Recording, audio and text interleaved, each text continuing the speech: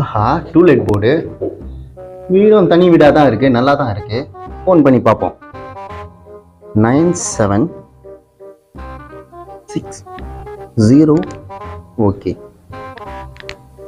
Ring போதும். யார் இது? புது நம்பரா இருக்கு. Hello hello. யார் sir? Madam, good evening madam. Good evening sir.